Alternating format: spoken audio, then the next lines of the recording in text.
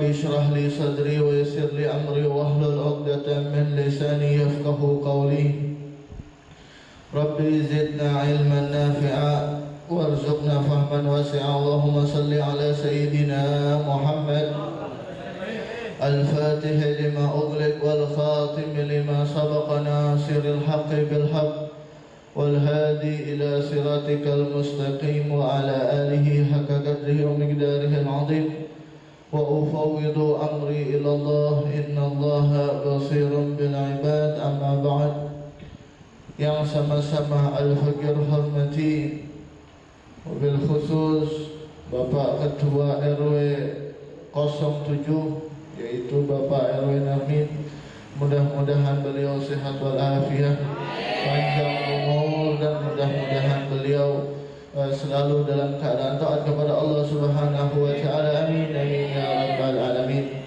Dan tidak lupa pula kepada orang tua kita Bapak Hatta dan Bapak Ustadz Nata, mudah-mudahan beliau sehat walafiat, panjang umur dalam taat kepada Allah Subhanahu wa taala. Amin amin ya rabbal alamin. Dan kepada segenap jamaah majelis remaja masjid, mudah-mudahan semuanya bisa istiqomah terus di dalam menuntut ilmu baginda Rasulullah sallallahu alaihi wasallam. Amin amin ya rabbal alamin. Alhamdulillah, puji syukur kehadirat Allah Subhanahu wa taala yang masih memberikan kenikmatan kepada kita, nikmat sehat wal afiah, nikmat iman dan Islam, yang mana pada malam hari ini kita masih diberikan oleh Allah Subhanahu wa taala untuk hadir di tempat yang mulia ini, yang mana mudah-mudahan hadirnya kita di sini dosa-dosa kita semuanya diampuni oleh Allah Subhanahu wa taala, kita dicurahkan rahmatnya oleh Allah Subhanahu wa taala, dan mudah-mudahan niat kita baik datang ke sini, mudah-mudahan kita mendapatkan ilmu yang barakah, ilmu yang manfaat dunia akhirat. Amin amin ya rabbal alamin.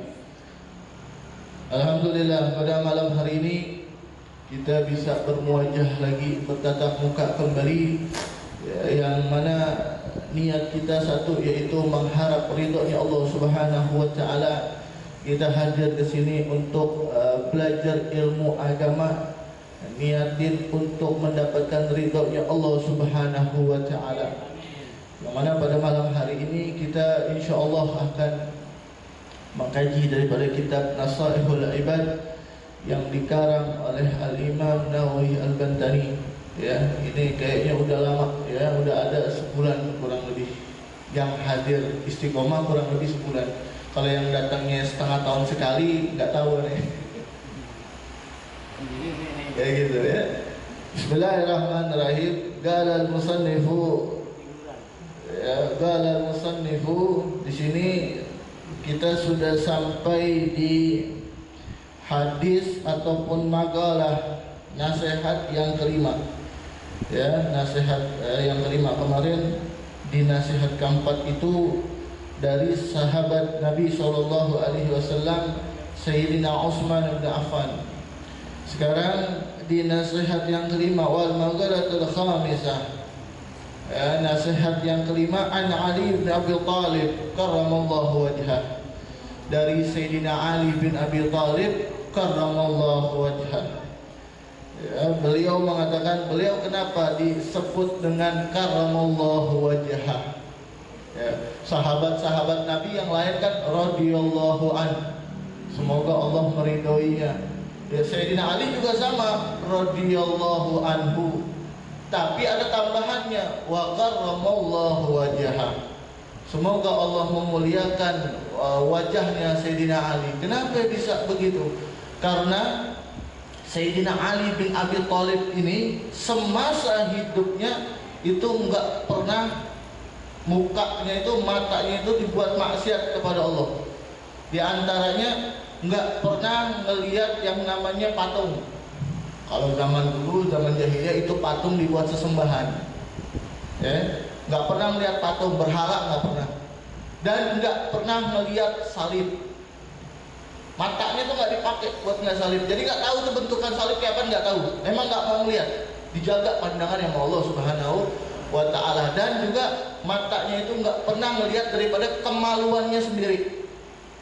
Kemaluannya sendiri nggak pernah kelihatan, nggak pernah lihat kemaluannya sendiri. Makanya dapat doa seperti itu dari Nabi besar Muhammad Sallallahu Alaihi Wasallam, ya, karena bisa menjaga daripada pandangannya, mendapatkan kemuliaan dari Allah Subhanahu Wa Taala. Di sini nasihat dari Sayyidina Ali bin Abi Thalib karramallahu wajhah, inna min na'imid dunya yakfikal islamu ni'matan.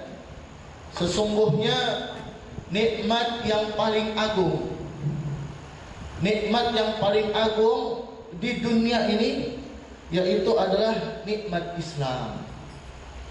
Ya, nikmat yang paling agung bagi orang yang pada masih hidup, ya, kita semua masih sehat, masih hidup di dunia. Nikmat yang paling besar, paling agung, paling bernilai di sisi Allah Subhanahu wa Ta'ala yaitu adalah nikmat Islam. Itu nikmat paling gede. Bukan ketika kita punya rezeki banyak, oh ini lagi dapat nikmat. Enggak. Walaupun kita enggak punya rezeki, maksudnya walaupun kita enggak punya kerjaan ataupun enggak ada pemasukan dalam satu hari ini, tapi kita masih ditetapkan dalam keadaan iman kepada Allah, oh itu jauh lebih bernilai di sisi Allah Subhanahu wa Ta'ala. Buat apa kita dapat rezeki berlimpah ruah, ya enggak? Tapi iman kita bisa ditukar sama dunia, ya. Bahkan dikatakan oleh Nabi besar Muhammad SAW, ini umat Nabi ini kebanyakan nanti di akhir zaman pagi hari keluar dalam keadaan beriman, pulang di sore hari dalam keadaan kafir. Ya, semalam yang hadir di pengajian kita itu membahas tentang hati. Hati itu sifatnya gampang bolak-balik, gampang banget berubah. Sekarang A, kadang-kadang kita abis ini B, begitu hati sifatnya. Jadi ketika kita dikasih kenikmatan tersebut oleh Allah Ta'ala, itu patut kita syukurin. Kita melek mata, ya Allah, alhamdulillah, masih ingat, masih dalam keadaan beriman. Bangun melek mata, yang kita ingat belum sholat, sholat itu kan ibadah kepada Allah. Yang diingat sholat, itu tandanya hatinya tuh masih ada iman tuh. Terus kita perhatiin, ya Allah, alhamdulillah seharian ini saya masih dalam keadaan taat sama Allah Ta'ala. Ya, ibadah saya alhamdulillah tertata rapi, kerjaan saya juga alhamdulillah halal. Ya enggak? Itu perlu disyukuri. Ya, kita hidup dengan dalam keadaan masih beriman, itu patut kita syukuri. Ini nikmat yang paling bernilai di sisi Allah Subhanahu wa Ta'ala. Ya, buat apa kita punya rezeki banyak tapi iman kita bisa dirubah. Na'udzubillah min dzalik. Kemudian fa inna a'dhama ni'amillah, karena sesungguhnya nikmat Allah yang paling agung bagi setiap hambanya yaitu adalah ikhrajuhu lahu minal adam ilal wujud. Yang tadinya kita ini enggak ada, akhirnya ada. Yang tadinya kita kagak ada, akhirnya ada. Kita kan tadinya hina, kita dari apa sih terbuat? Ya, nggak pantas, makanya kita sombong. Apa yang mau disombongin? Kita terbuat dari tanah, dari cairan yang sangat hina. Apa yang mau disombongin? Punya sifat mulia, punya sifat agung? Kagak. Sifat mulia, sifat agung itu punya Allah. Kalau Allah sombong, hebat, wajar. Kita sombong, apa yang mau disombongin? Ya, kita keluar lahir dalam keadaan Islam, ya Allah, nikmatnya luar biasa. Ya, nikmatnya luar. Jangan pernah putus asa. Ya, jangan pernah putus asa. Iman ini memang naik turun. Yazid wa yanqus, kadang naik, kadang turun. Iman kita. Emang udah fitrahnya manusia biasa, recehan modelan kayak kita, itu kadang naik, kadang turun. Kalau bisa sering-sering naik, jangan sering-sering turun. Ya kan? Udah biarin aja. Namanya juga iman. Ya enggak, saya kan orang biasa, lah turun mulu kagak naik-naik. Lo ngejungkir balik ntar lama-lama, bener enggak? Ya jangan turun mulu lah, atau naiknya juga. Naiknya itu bagaimana? Hadir kayak begini, ini hadir kayak begini nih. Ini seenggaknya nih waktu kita nih udah kita luangkan buat duduk di tempat yang baik, di dalamnya dibacain maulid, dibacain hadisnya Nabi. Coba deh, kita nggak duduk sini, ya paling duduknya di pinggir jalan, ya paling mentok tidur di rumah, hal yang mubah, tidur mubah. Tapi kalau duduk di sini, ente tidur di sini aja dapat pahala, tidur dah di sini, nggak apa-apa tidur, mau diambilin bantal, tidurnya ente aja dapat pahala di sini. Ya, saking hebatnya tuh tempat semacam ini yang di dalamnya dibacakan hadis Nabi besar Muhammad Sallallahu Alaihi Wasallam. Kemudian wa yakhrajuhum minas zulumatil kufur ila nuril Islam.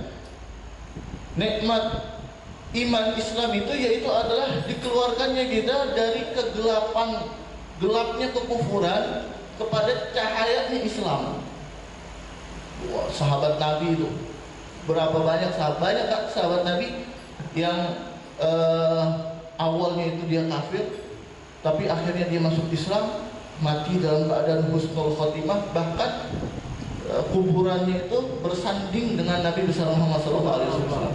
Sayyidina Umar bin Khattab, siapa yang nggak kenal sama Sayyidina Umar bin Khattab? Kerasnya luar biasa.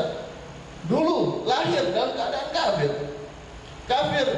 Dulu dia kafir, melawan Nabi Muhammad. Oh, Sayyidina Umar orang nomor 1 yang mau membunuh Nabi Muhammad. Tapi akhirnya dapat hidayah dari Allah. Di hatinya ditanamin keimanan oleh Allah Ta'ala. Sampai akhirnya beliau wafat dikuburinnya di samping Nabi lagi sallallahu alaihi wasallam, di dalam bareng sama Nabi besar Muhammad sallallahu alaihi wasallam. Apalagi kita ya, yang dari lahir udah Islam. Di KTP kita Islam seumur hidup. Coba dah. Dari lahir kita Islam, sampai sekarang kita Islam, makanya jangan putus asa. Ya, terus kita ces iman kita ces iman kita untuk terus hadir untuk taat kepada Allah Subhanahu wa Ta'ala, dan kita syukuri, ya Allah, alhamdulillah saya bisa hadir di malam, walaupun kemarin saya kagak bisa hadir, tapi alhamdulillah saya masih dikasih panjang umur sama Allah sampai sekarang, dan masih dikasih kesempatan buat hadir ke majelis taklim, hadir di majelis yang di dalamnya disebutin hadis-hadisnya Nabi Muhammad, nasihat-nasihat dari para sahabat. Ya, itu patut kita syukurin. Ya, setelah kita bersyukur seperti itu, kita nggak boleh membandingkan diri kita dengan orang lain yang tidak mendapatkan nikmat tersebut. Ya, alhamdulillah gue hadir majelis taklim gak terus pulang tuh, gue nggak, agak datang begini nggak boleh. Ya, takutnya kan tadi kita udah bilang hati itu sifatnya bolak-balik. Takutnya nanti iman kita nih yang kita lagi rasain sekarang ini dicabut sama Allah. Naudzubillah min dzalik. Gara-gara kesombongan kita, gara-gara kita merasa diri kita lebih hebat dari orang lain, akhirnya iman kita takutnya dicabut sama Allah Subhanahu wa Ta'ala. Naudzubillah min dzalik. Itu yang pertama, nikmat yang paling besar, nikmat yang paling agung, yang paling bernilai di sisi Allah, yaitu adalah nikmat Islam. Nikmat Islam dan iman. Kemudian yang kedua, wa inna minasyughl yakfika at-ta'atu syughlan. Dan kesibukan yang paling bernilai di sisi Allah yaitu adalah kesibukan yang dipakai untuk taat beribadah kepada Allah, untuk ketaatan. Di dalam kesehariannya dipakainya untuk ibadah. Ya, kerja itu ibadah. Kerja itu bentuk taat. Kita pasang niat yang benar, yang penting. Saya kerja, niatnya yang benar, bukan cuma buat ngenyangin perut aja, biar perut keisi. Kita makan itu hukumnya kan mubah, boleh-boleh aja, nggak dapat pahala, nggak dapat dosa. Kalau kita kerjanya cuma buat ngenyangin perut, ya kita nggak dapat pahala, nggak dapat dosa, udah gitu-gitu aja. Masuknya begitu, keluarnya begitu. Tahu kan keluarnya kayak apa? Iya. Tapi kalau kita kerja, kita niatin baik, ya Allah, saya kerja ini, saya menghindari daripada perbuatan-perbuatan haram, saya menghindari daripada rezeki-rezeki yang haram, saya kerja kerjaan yang halal nih Allah, dan saya juga punya niat buat ngebahagiain orang tua, buat nafkahin istri, anak yang udah nikah, yang belum nikah, buat nabung buat nikah. Ya Allah, nikah bagus, ibadah itu tidak sekarang nabung nih buat nikah, ya, buat nikah. Kalau aneh kan udah, maksudnya bukan aneh, ente gitu. Terus sampai aneh, wah Habib nabung buat nikah lagi kali, enggak. Jangan. Ya kan? Itu ibadah. Ente kerja, yang penting niatnya, pantengin, benerin. Ya enggak? Keluar rumah tuh pas mau melangkah pergi ke tempat kerja, itu niatin yang bener. Jangan nggak ada niat, rugi. Ya rugi, niatin buat taat kepada Allah Subhanahu wa ta'ala. Ente niatin buat nyenengin orang tua, ya Allah saya keluar nih, mau kerja nih, ya enggak? Rezeki saya nih buat nyenengin orang tua nih. Ya ketika dapat rezeki, duitnya ntar saya mau kasih orang tua nih. Nyenengin orang tua itu kebaikan bukan? Kebaikan, itu ketaatan kepada Allah. Ridho Allah, ridho walidain. Kita nyenengin orang tua ridho sama kita, Allah ridho sama kita. Ya, Allah ridho sama kita. Itu kita lagi berbuat taat kayak begitu. Jadi bukan cuman sekedar keluar kerja pulang udah gitu aja. Pasang niat benar-benar. Ya, lebih-lebih lagi kalau kita tambahin keseharian kita ibadah-ibadah selain yang wajib ya, ibadah sunnah, ataupun kita tambahin wirid-wiridan, zikir-zikiran. Apalagi sekarang kita ada di bulan Rajab, dianjurin sama Nabi SAW untuk memperbanyak baca istighfar. Ya Allahumma barik lana fi Rajab wa Sya'ban wa ballighna Ramadan. Allahumma ighfirli warhamni wa tub alayya. Ya, itu dibaca. Ya, sehari ini kita kayak gitu. Ya, itu paling bagusnya kesibukan. Kata Sayyidina Ali, itu kesibukan yang punya nilai di sisi Allah Subhanahu wa ta'ala. Jadi kita sehari-hari nih, satu hari dari mulai melek mata sampai kita mau tidur, kalau bisa kesibukan kita itu menangin keibadahnya daripada ke goflah, ke kelalaian. Ya, kita kan sehari nih, kita bisa nilai diri kita sendiri masing-masing dari melek mata. Kalau bisa hari ini saya niatin, dari awal tuh niatin, kalau bisa hari ini saya mau lebih banyak taatnya. Seenggaknya taatnya kita itu dalam sehari menangin dah 70% ataupun 60%, enggak apa-apa, seenggaknya menang. Ya, menang, nggak kalah sama kelalaian kita, nggak kalah sama kelalaian kita. Biar nilainya itu ada di sisi Allah Subhanahu wa ta'ala, biar nggak sia-sia kita beramal, biar nggak sia-sia kita ente beramal ya, tapi dalam sehari itu taatnya ente sama goflah ataupun maksiatnya ente itu lebih gede maksiatnya ya. Buat apa kan? Tetap nggak ada nilainya nanti di sisi Allah Subhanahu wa ta'ala, kalah timbangannya nanti ya, kecuali kalau ketika kita habis maksiat kita taubat kepada Allah, itu dihapus semuanya sama Allah Subhanahu wa ta'ala kayak begitu. Kalau kita taubat, kadang-kadang kan kita emang setan tuh suka bikin lupa. Setan itu paling nggak demen kalau umat nih, cucunya Adam nih, cucu Nabi Adam itu taubat, tuh setan paling nggak demen ya, dikejar lupa mulu sama setan, dikejar lupa mulu, maksiatnya diingetin sama setan. Pas mau maksiatnya diingetin sama setan, lu belum begini. Ntar pas mau taubatnya itu dikejar lupa sama setan, dikejar lupa sama setan. Emang begitu strateginya setan. Masa kita kalah sama setan ya, masa kita kalah sama setan. Padahal setan tuh, iblis tuh disuruh sujud sama kakek kita. Kita punya kakek satu Nabi nih, Nabi Adam, disuruh sujud. Dia gengsi, dia masuk neraka kekal abadi gara-gara nggak mau sujud sama kita punya kakek Nabi Adam. Masa kita kalah perang sama setan? Kalau bisa sehari kita kalahin setan. Ini hati ini kita benahin, ya, hati ini kita betulin, pasang niat betul-betul, pasang niat yang baik supaya kita punya sisi nilai bagus di sisi Allah Subhanahu wa ta'ala. Kemudian yang ketiga, wa inna minal ibrati yakfika al-maut ibratan. Sesungguhnya pembelajaran yang paling besar bagi setiap manusia yaitu adalah kematian. Ibrah, pembelajaran, pengingat paling besar bagi setiap manusia adalah kematian. Ketika kita ngelihat ada orang meninggal dunia, mati, itu kita jadikan pelajaran. Makanya kata Sayyidina Umar bin Khattab, kafa bil mauti wa itu, cukup deh kematian adalah nasihat bagi diri saya, pengingat bagi diri saya. Karena kita kalau ngeliat orang mati nih, kita kalau ngeliat orang meninggal, pasti kita, ya Allah sekarang dia yang meninggal, ya enggak? Apalagi kalau yang meninggalnya kita kenal, duduk bareng, majlis bareng, kumpul bareng, ketawa bareng, ya enggak? Dia meninggal, itu kita jadikan tuh kematian tersebut, kita jadikan pembelajaran buat diri kita. Ya Allah, sekarang dia yang meninggal, sekarang dia yang lagi dimandikan, sekarang dia nih yang lagi digotong, sekarang dia yang dikuburin.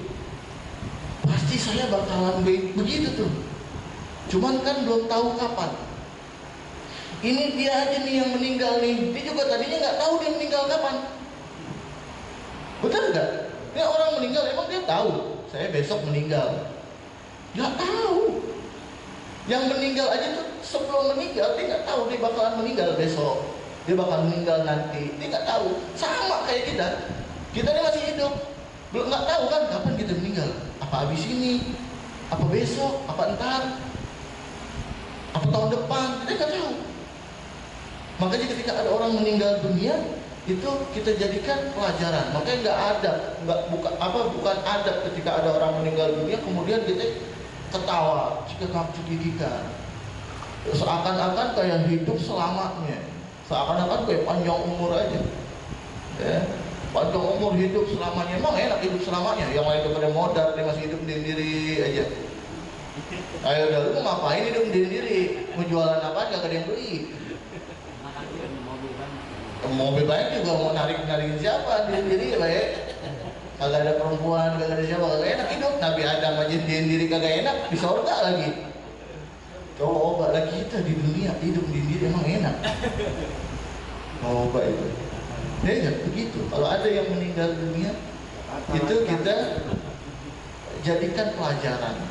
Jadikan pelajaran. Contoh kayak kemarin ada sahabat kita, sahabat teman majlis kita bareng, teman berjuang kita bareng, meninggal. Kebayang-bayang masih. Ya Allah, itu dia sekarang dia udah dipanggil sama Allah Ta'ala. Banyak yang ngedoain, ya, banyak yang nyolatin, ya, banyak yang sedih atas kepergiannya dia. Kalau saya meninggal kira-kira gimana ya? Kalau saya meninggal nih, banyak yang ngedoain saya apa kagak? Banyak yang nyolatin saya apa kagak? Kira-kira kalau saya meninggal ini banyak yang sedih apa banyak yang girang? Makanya Imam Syafi'i itu kasih nasihat, jadilah kamu itu ketika kalian lahir, kamu menangis, orang sekeliling itu tertawa bahagia. Dan ketika kalian meninggal dunia, kamu tertawa bahagia, orang sekeliling itu menangis. Orang kalau lahir pasti nangis, tapi